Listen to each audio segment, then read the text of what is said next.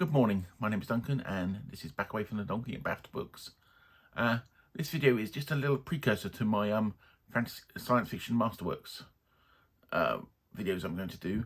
I wanted to set up basically the rules I'm following. They're not really rules, of basically what I'm setting up, so that I don't have to repeat myself at the beginning of every video for every book. And if anybody wants to go back and look what I'm doing, they can look at this and the original announcement video. Just to say that, unlike Fight Club, you can talk about Science Fiction Masterworks Club.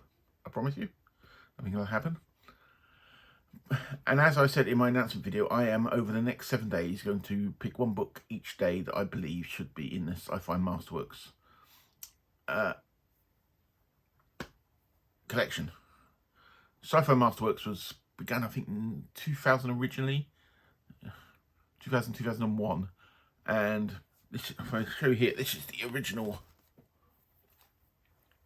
layout of them. These are the numbered ones, and there was 50 or so of these, and I actually preferred the look of these books. So yeah, and since then they've had a redesign, which is with the yellow mark there, and they're no longer numbered. But the whole idea behind them is, originally they were to bring either classics and also concentrate on books that a lot of them were out of print and are hardly available. And to my mind, over the years, they sort of stepped back a bit from that and almost reprinted a lot of books that you can get elsewhere. As I said, I think I said yesterday, you know, do we need another copy of Dune? Everybody knows it's a classic, and if you want to read it, you can easily get a copy. And I'm not saying you shouldn't have books like that in there, but I think there's an awful lot of books from more obscure writers, or even more obscure books from well-known writers that are either out of print or people don't know about. And I think these should be sort of lauded from the hilltops, and people should tell everybody about them. So I thought I'd do this. I know a lot of it is just due to rights issues, whether people have access to them, whether the publishers, obviously Gallant, Orion, have access to them. And I said, I think the whole collection of Masterworks, I think recently I've noticed there've been quite a few more slightly different books in the collection. So it's all good. Originally, the Masterworks followed on from what was called Gallant's Classic Sci-Fi. I have a copy of one of those there. And that was from the mid-80s, I think they started. I actually like the layout of these. If you see the text on there, it's actually a lot better than in the new Masterworks. Well, I think it is. In some ways, I would like them to put as much... I'm not saying they don't care. If you look at something like Penguin Classics, which is, as I said, where I originally got this idea from when people were doing their books that should be Penguin Classics.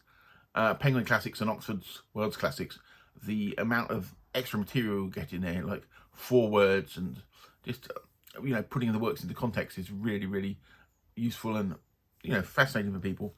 If there was back in the 70s, there was a Master SF series by the New English Library. I've got How Clement book there.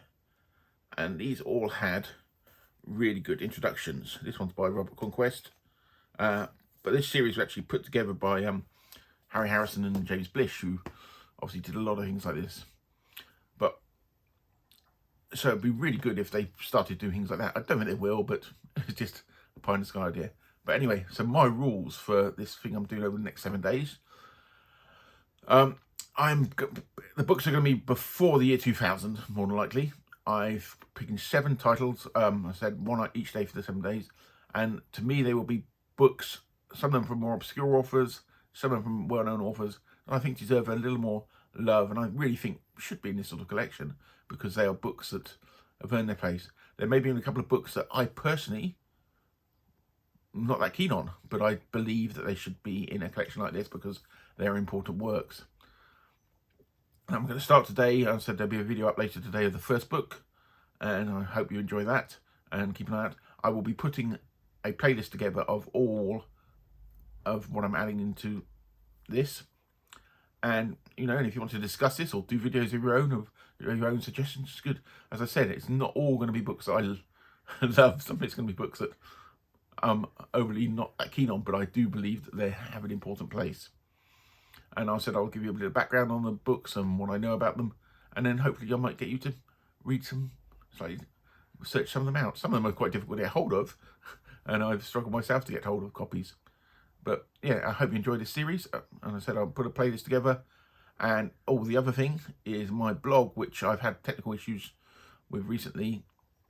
If you don't know, I also do a blog that I do some writing and stuff. It's all fun stuff that I do.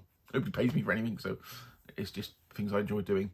I'm going to write an article on some of this and do something in more depth, which I'll hopefully get out back of the week, and I will put a link up somewhere as soon as I've done that. But anyway, so now on with the videos, and I said this will be here for an introduction so that everybody can see what my vague rules are. I said they're not particularly complex. It's just older books that I think are very important, and books you should all go out and read. Anyway, I'll see you in the next video. Thank you.